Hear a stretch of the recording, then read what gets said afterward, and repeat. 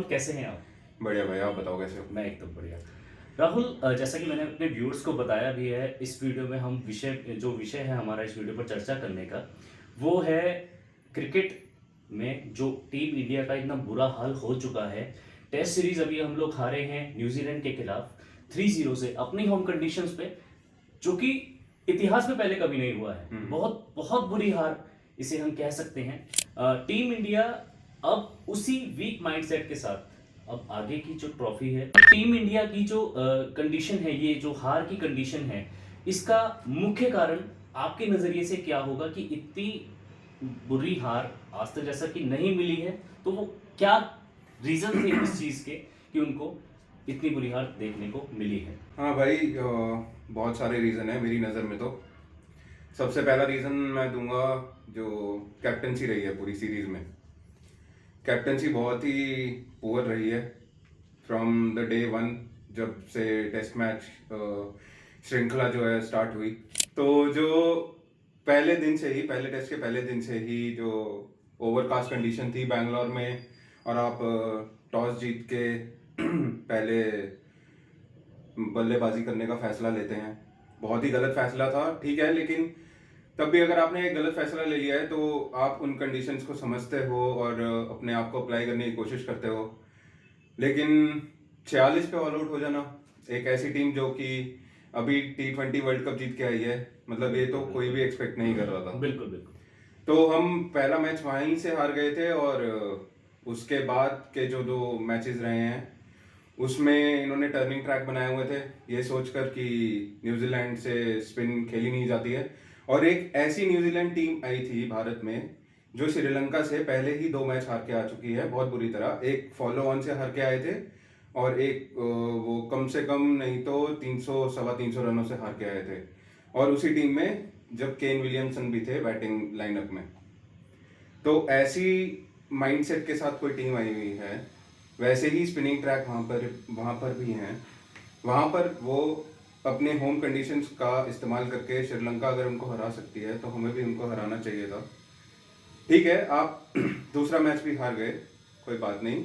जैसे कि रोहित शर्मा ने बहुत ही कैजुअली बोल दिया कि 12 साल में एक बार तो चलता ही है, उसमें क्या हो गया, अभी हम ट्रांजिशन में हैं। बट ये एक्सेप्टेड नहीं है। हाँ, ये एक्सेप्टेड नहीं है, मतलब आप आप इतनी बड़ी अपनी, टीम को, इतने बड़े कंट्री को आप अरे आप देखिए ना, जब ऑस्ट्रेलिया अपने प्राइम में थी, ऑस्ट्रेलिया को ऑस्ट्रेलिया के घर में जाकर हराना, चाहे वो वनडे हो चाहे वो टेस्ट हो, बिल्कुल बिल्कुल। मतलब वो पॉसिबल ही नहीं था। तो आपका वैसा ही माइंडसेट होना चाहिए, क्योंकि वो कैप्टन का माइंडसेट वैसा था रिकी पॉन्टिंग का। जब आपको पता है आपकी वर्ल्ड नंबर 1 टीम है, आप टेस्ट में भी वर्ल्ड नंबर 1 है, तो अगर आपके माइंड में ये आ गया कि 12 साल में एक बार चलते हैं, तो मतलब आपका वो माइंडसेट है ही नहीं। बिल्कुल। बाकी और कारण ये है कि अब हमें स्पिन खेलना हम भूल गए हैं। हमारे जो पहले के धुरंधर हुआ करते थे, जैसे राहुल द्रविड़, वीवीएस लक्ष्मण, सचिन तेंदुलकर, सौरव गांगुली, एमएस धोनी।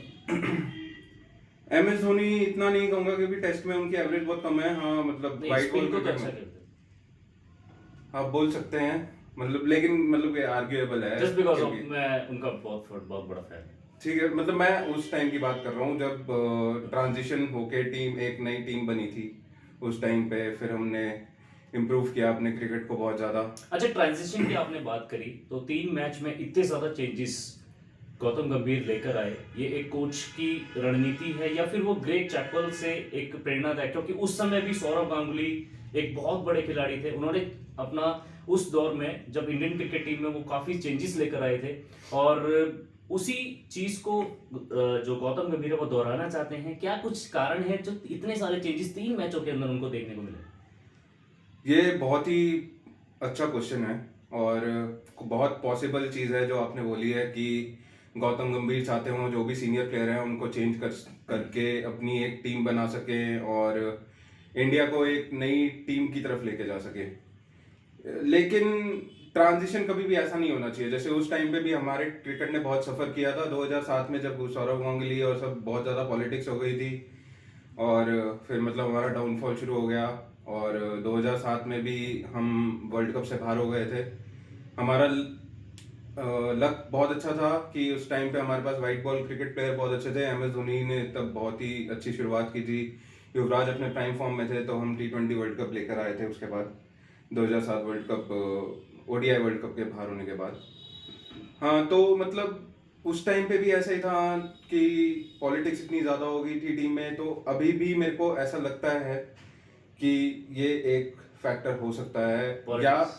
हाँ पॉलिटिक्स, कि रोहित शर्मा चाहते हैं कि या तो उनके मन में कोई और था कि कोच उनको कोई और मिलता, गौतम गंभीर के साथ उनकी मतलब जो केमिस्ट्री नहीं बनी। केमिस्ट्री प्लानिंग आप बोल सकते हो, मतलब दोनों का माइंडसेट मैच नहीं हो रहा है। Okay okay okay. क्योंकि रोहित शर्मा की कैप्टनसी जो मैंने देखी है, और अगर मैं उसको कंपेयर करूं विराट कोहली की कैप्टनसी से इन टेस्ट, बहुत ही मतलब विराट कोहली एक बहुत अग्रेसिव कैप्टन थे। बिल्कुल। रेड बॉल को जितना भी रिवाइव किया है विराट कोहली की कैप्टनसी ने किया है। उसके बाद जब से रोहित शर्मा कैप्टन बने हैं, मतलब वो थोड़ा डिफेंडिंग साइड पे ज़्यादा दिखते हैं रादर देन अग्रेसिव साइड पे। और रोहित शर्मा का खुद का परफॉर्मेंस भी बहुत बड़ा कारण है। पूरी सीरीज में सिर्फ 71 रन मारना 6 मैचेस में बहुत बहुत ही डिसअपॉइंटिंग है। और हम समझते हैं ये एक स्पिनिंग ट्रैक है, तो अगर आप स्पिन बॉलर पे आउट हो रहे हो तो हमें समझ आता है, लेकिन आप दोनों इनिंग्स में एक फास्ट बॉलर पे आउट हो रहे हो, मतलब ये मेरे समझ के परे है। और आखिरी टेस्ट मैच में तो मतलब हम 150 रन भी चेज नहीं कर पाए, तो मतलब आप सोच सकते हैं कि मतलब टीम में बहुत सारी कमी है। क्या बॉलिंग फैक्टर हमारा हो सकता है कि वो ज़्यादा कमज़ोर था, क्योंकि आकाशदीप इतने एक्सपीरियंस नहीं है। आप बुमराह शामी में से किसी को ले सकते थे। बुमराह को रेस्ट देना इसलिए ज़रूरी था क्योंकि उनको बॉर्डर गवास्कर ट्रॉफी खिलानी थी, पूरे 5 मैच खेलेंगे अब वो। उसके बाद अगर हम उसमें सही परफॉर्म कर पाए, 4 मैच जीत लिए, जो कि मतलब बहुत ही बड़ा टास्क है। अगर ऐसा रहा तो हमें फिर बुमराह को अवेलेबल कराना पड़ेगा WTC टेस्ट के लिए भी। तो इसलिए मेरे को लगता है टेस्ट मतलब उनको रेस्ट दिया गया था, क्योंकि मुंबई की पिच हमें पता ही है, वो स्पिनिंग फ्रेंडली पिच है। तो बल्कि मैं तो कहता हूँ कि सिराज को निकाल कर आकाशदीप, क्योंकि बहुत अच्छी बॉलिंग कर रहे थे, उन्होंने विकेट भी लिया है ऐसी डेड ट्रैक पे, उन्होंने विकेट भी लिया है और वो अच्छी फॉर्म में है। वो रणजी बट एक में एक्सपीरियंस का होना काफ़ी ज़्यादा ज़रूरी है। यार एक्सपीरियंस तो ऐसा ही है तरुण, की मतलब खेल खेल कर ही आता है प्लेयर को, हर कोई प्लेयर पहले दिन से तो बन नहीं जाता। अब सिराज को हम इतने सारे चांसेस दे चुके हैं, आप देख ही लीजिए कि कितने मैचेस खेल चुके हैं वो। पिछले 6 मैचेस में उनकी शायद होम कंडीशन में मुश्किल से 5 या 6 विकेट्स हैं। वो भी मुझे लगता है शायद पॉलिटिक्स का एक कारण है उसके पीछे। पॉलिटिक्स नहीं, उनको चांसेस इसलिए मिल रहे हैं क्योंकि हमारे पास इनलाइन फास्ट बॉलर अब है ही नहीं इंडिया कंडीशन पे खाने के लिए। टी नटराजन के बारे में आपका? T Natarajan red ball cricket के लिए इतने फेवरेबल नहीं है क्योंकि वो इंजर प्रोन प्लेयर हैं, क्योंकि वो वाइट बॉल खेलते हैं तो उसी में इतने इंजर्ड हो जाते हैं।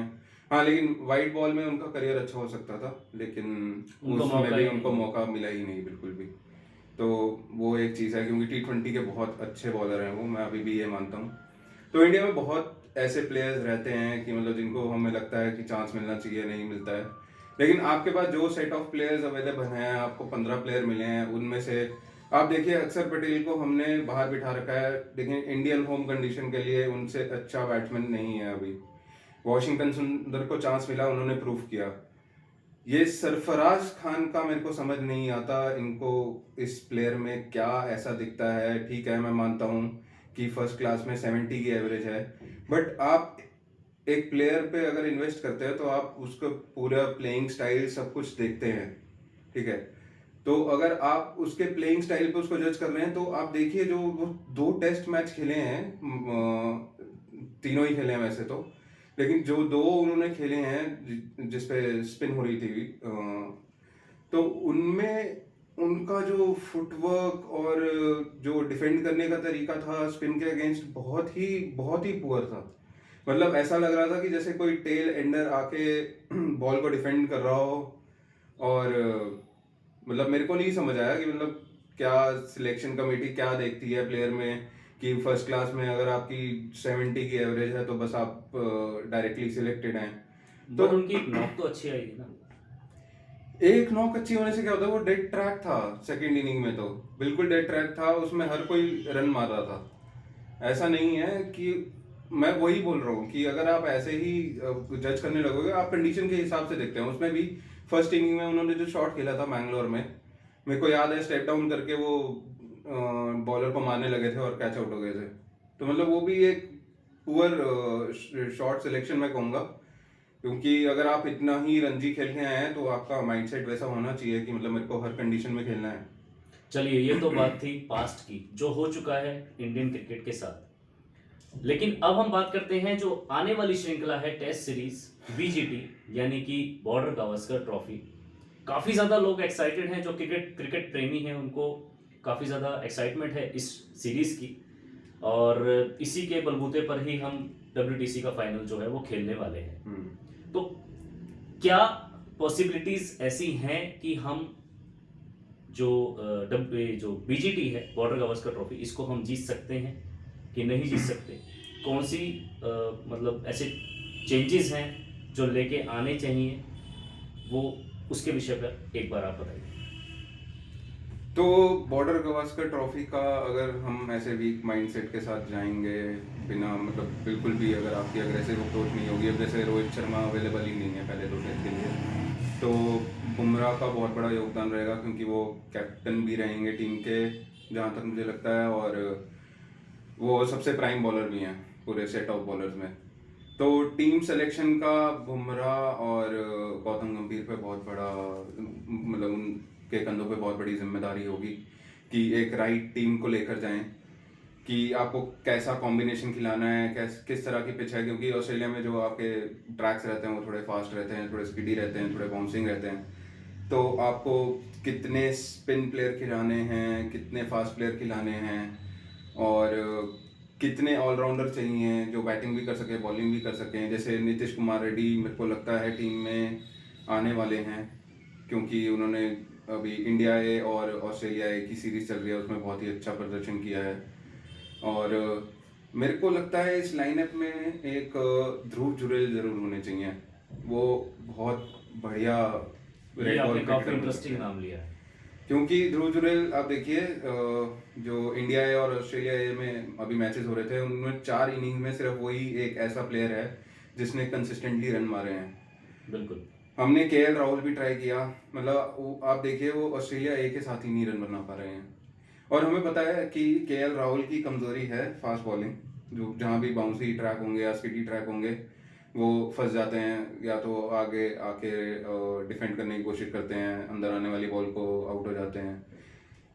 अब सेम केएल राहुल मेरे को लगता है, जब हमारे स्पिनिंग ट्रैक बनाए थे आपने, तो केएल राहुल टीम में होने चाहिए थे। बिल्कुल। मैं यही सोच मतलब मैं यही आपको एक्सप्लेन करना चाहता हूँ। अगर मैं ये सब सोच सकता हूँ, मतलब मैं कहीं से भी जुड़ा नहीं हुआ हूँ, मतलब मैं सिर्फ पैशनेट हूँ क्रिकेट को या स्पोर्ट्स को लेकर, और अगर मैं इतनी सारी चीज़ें सोच सकता हूँ, तो जो टीम सिलेक्शन कर रहे हैं, टीम मैनेजमेंट में है, मतलब वो ये सब नहीं देखते कि मतलब कौन सा प्लेयर किस कंडीशन के लिए फेवरेबल है या फेवरेट है। बस उनका माइंडसेट है कि हमें इसने रणजी में 70 रन की एवरेज से स्कोर किया हुआ है, तो हम इसको खिलाएंगे। ये सीनियर्स हैं तो हम इनको खिलाएंगे, इनका हम ऑर्डर कभी भी चेंज नहीं करेंगे। अब देखिए केएल राहुल के साथ तो ऐसा हुआ है कि मतलब उनको ओपनिंग से स्टार्ट किया था टेस्ट मैच में, फिर उनको बोला नहीं ओपनिंग में नहीं बन रहा, आप फर्स्ट डाउन चले जाइए। उन्होंने कहा ठीक है, मेरी फर्स्ट डाउन पे जगह बन रही है, तो वो फर्स्ट डाउन पे खेलने लग गए। अब वो 5th डाउन पे आने लग गए हैं। तो मतलब आप उस प्लेयर को क्लैरिटी नहीं दे रहे हैं कि मतलब उसको किस डाउन पे खेलना है।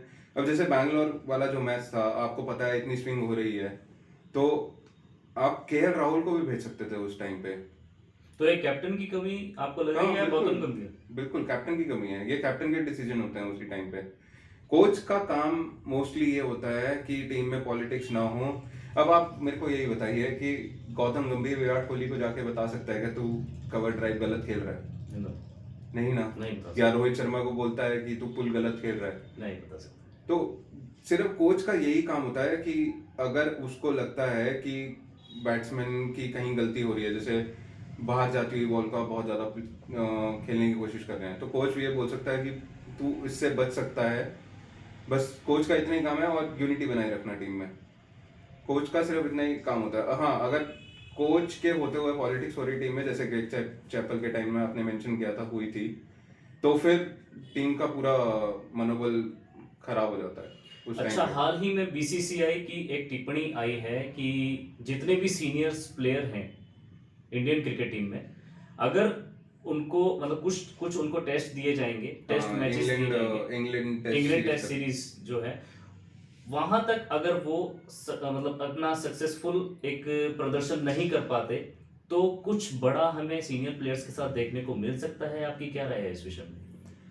हाँ, मेरी राय ये है इस विषय पे कि ऐसा एकदम से नहीं करना चाहिए, क्योंकि हम सीनियर प्लेयर्स की बात कर रहे हैं, हमारे जूनियर्स भी क्या ही कर रहे हैं, मतलब मेरे को समझ नहीं आ रहा है। शुभमन गिल, एक तो ये मेरे को समझ नहीं आ रहा है कि जो ये पीआर स्टंट चल रहे हैं आजकल इतने, कि इसको प्रिंस बोल दो, इसको ऐसा नाम दे दो, इसको किंग बोल दो, इसको हिटमैन बोल दो, तो मतलब वो खुद से ही अपने आप को प्रिंस मानने लग जाते हैं। आपकी 36 की एवरेज है यार टेस्ट में, शुभमन गिल की मैं बात कर रहा हूँ, तो आप ऐसे प्लेयर को कैसे प्रिंस बोल सकते हो? ठीक है, वो बहुत अच्छे प्लेयर हो सकते हैं और जब खेलते हैं तो बहुत अच्छा लगते हैं वो खेलते हुए, बट आप देखिए आपने जगह किस प्लेयर की फिल की हुई है। चेतेश्वर पुजारा इतना बड़ा नाम है बिल्कुल। इंडियन टेस्ट क्रिकेट में, जो हम बॉर्डर गवास्कर ट्रॉफी ऑस्ट्रेलिया में लास्ट जीत के आए थे, वो उन्हीं की बदौलत जीती थी। उनके बदौलत ही जीती थी। इस टाइम में इंडिया के पास सिर्फ दो ऐसे प्लेयर हैं जो मैं मानता हूँ जो होने चाहिए हर टेस्ट में,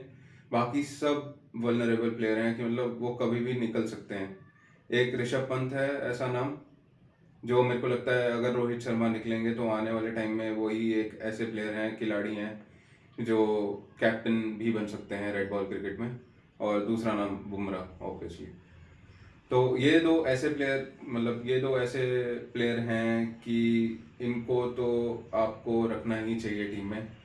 बाकी सीनियर्स के साथ आप उनके ऊपर अगर पहले ही इतना प्रेशर डालोगे कि आपके पास 10 मैच हैं, जब आपको पता है कि आपकी कंडीशन ऐसी है कि अगर आप पाँच में से आपको 5 में से 4 मैच जीतने हैं बीजीटी के, ऑस्ट्रेलिया को ऑस्ट्रेलिया में जाके हराना है, तो वो किस, ऑलरेडी वो इतने लो माइंडसेट में है और उनके माइंडसेट पे इतना इफेक्ट पड़ेगा इस चीज़ का, तो वो क्या ही परफॉर्म कर पाएंगे। बिल्कुल बिल्कुल। तो ये बीसीसीआई ने बहुत मतलब वही है, क्योंकि सोशल मीडिया का ज़माना है, लोग आपको ट्रोल करने लगते हैं, लोग बहुत बोलने लगते हैं, तो उनके प्रेशर में आके बीसीसीआई ने ये स्टेप लिया है, मेरे को ऐसा लगता है। तो राहुल, एक और चीज़ मैं आपसे पूछना चाहता हूँ कि इंडिया के डब्ल्यूटीसी फाइनल खेलने के क्या चांसेस हैं, और अगर चांसेस बनते हैं तो डब्ल्यूटीसी फाइनल की आपकी फेवरेट 11 टीम, क्रिकेट टीम क्या रहने वाली है, प्लीज़ हमें बताइए। तो इंडिया के डब्ल्यूटीसी खेलने के चांसेस मैं बोलूँगा अभी 30% है। ओनली 30%? ओनली 30%, क्योंकि मैं बताता हूँ ऐसा क्यों है। साउथ अफ्रीका की सीरीज अब जो बची है, जो सबसे प्रबल दावेदार हैं डब्ल्यूटीसी खेलने के, वो बची है अपनी होम कंडीशन में। उन्होंने 3 टेस्ट खेलने हैं श्रीलंका के साथ, या 2 टेस्ट खेलने हैं श्रीलंका के साथ, तो वो होम में हैं उनके, तो उनको होम कंडीशन का फ़ायदा है। और श्रीलंका, मैं नहीं मानता कि मतलब वो साउथ अफ्रीका को साउथ अफ्रीका में जाके हरा देगी, वो भी इतने फास्ट ट्रैक्स पे। हाँ, स्पिनिंग ट्रैक होता तो बात अलग थी। और सेकंड है न्यूजीलैंड। न्यूजीलैंड भी इंग्लैंड को इनवाइट कर रही है 3 टेस्ट सीरीज़ के लिए अपने ही होम कंडीशन में, तो हमें पता है न्यूजीलैंड के पास जो स्विंग बॉलर्स हैं, मैट हेनरी, और अब उनका जो नया बॉलर आया है ओरुकी, और टिम साउदी खुद, तो और उनकी बैटिंग लाइनअप भी बहुत स्ट्रांग है, और विलियमसन भी तब तक अवेलेबल हो जाएंगे, और न्यूजीलैंड कंडीशन में विलियमसन बहुत ही ज़बरदस्त बैट्समैन है। तो ये 2 टीमें हैं, और अगर ऑस्ट्रेलिया अपनी होम कंडीशन में खेल रही है 5 टेस्ट मैच, वो भी एक ऐसी इंडियन टीम के साथ, तो मेरे को लगता है मतलब ये तीन टीम्स हैं जो जिनके पास ज़्यादा एडवांटेज है। हाँ, अगर इनके मैचेस में कुछ फेरबदल होता है तो बात अलग है, तो इंडिया के चांसेस थोड़े और बढ़ जाएंगे। अगर इंडिया 4-0 से नहीं हराता ऑस्ट्रेलिया को, 3-2 भी हरा देता है, तो इंडिया के थोड़े चांसेस होंगे। लेकिन अभी तो यही है कंडीशन। और जो आप बेस्ट 11 का पूछ रहे हैं, तो बेस्ट 11 अभी 2 मैचेस के लिए तो रोहित शर्मा अवेलेबल नहीं है, क्योंकि वो पैटर्निटी लीव पे चले गए हैं।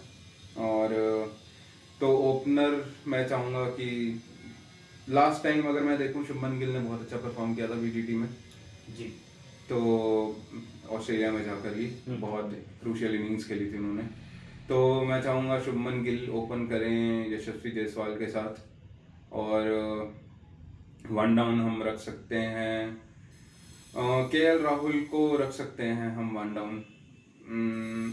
पॉइंट बीइंग कि वो थोड़े ज़्यादा एक्सपीरियंस्ड हैं, और अब हमने उनको इंडिया ए के साथ, मतलब इंडिया ए में खिलाया है, तो इसका मतलब आपका कुछ तो प्लान था। या तो मतलब केएल राहुल खेलेंगे या अभिषेक ऐश्वर्यन है, अगर आपको पता हो। जी जी। बहुत ही शानदार प्लेयर हैं वो भी, फर्स्ट क्लास के, लेकिन यहाँ पे तो उन्होंने कुछ भी परफॉर्म नहीं किया, क्योंकि यहाँ कंडीशंस अलग हैं और होम कंडीशंस अलग हैं। और फिर सेकंड डाउन तो हमें पता ही है, विराट कोहली तो रहेंगे टीम में। फिर ऋषभ पंत, उसके बाद हमारे पास होना चाहिए ध्रुव जुरैल, जैसा कि मैं आपको बोला था। 6 प्लेयर हो गए ये, और नीतीश कुमार रेड्डी ने बहुत इम्प्रेस किया है इंडिया ए में खेलकर। तो नीतीश कुमार रेड्डी बॉलिंग भी बहुत अच्छी करते हैं, और बैट्समैन भी बहुत अच्छे हो सकते हैं, वो बड़े बड़े हिट लगा सकते हैं, दूसरी टीम पे प्रेशर ट्रांसफर कर सकते हैं अगर टीम बहुत खतरे में, जैसे ऋषभ पंत खेलते हैं। और वो होल्ड करना भी चाहते हैं, मतलब ऋषभ पंत तो मतलब एक ही तरह से खेलते हैं, उनको तो अटैक करना ही आता है, बट ये डिफेंस भी अच्छा कर लेते हैं। और फिर उसके बाद हमारे पास 2 ऑप्शन है, या अश्विन या जडेजा, लेकिन मैं चाहता हूँ कि इनकी जगह वाशिंगटन सुंदर खेलें। वाशिंगटन सुंदर ने, क्योंकि लास्ट बीजीटी में भी बहुत अच्छा बैटिंग की थी, और बॉलिंग हमें पता है वहाँ स्पिन नहीं होने वाला है, नहीं होगी, तो वो कंसिस्टेंटली एक टप्पे पे डाल सकते हैं। और उनकी हाइट अश्विन और जडेजा दोनों से ज़्यादा है, तो उनको बाउंस भी थोड़ा ज़्यादा मिलता है, और वहाँ बाउंसी ट्रैक है, तो वहाँ पे मतलब फंसा सकते हैं वो प्लेयर्स। पेसर्स में बुमराह तो होंगे ही होंगे, और मैं चाहूँगा प्रसिद्ध कृष्णा को चांस मिलना चाहिए। प्रसिद्ध कृष्णा बहुत अच्छी फॉर्म में है, यहाँ पे इंडिया के लिए भी बहुत अच्छी बॉलिंग कर रहे थे वो, और वो बहुत अच्छी फॉर्म से भी आ रहे हैं रणजी से। और तीसरा आपके पास विकल्प रहेगा या तो आकाशदीप, या फिर अगर आपको खिलाना ही है तो फिर मोहम्मद सिराज, एक चांस देके देख सकते हैं। अगर उसमें भी वो परफॉर्म नहीं करते तो फिर उनको हटा के आकाशदीप को लाना चाहिए।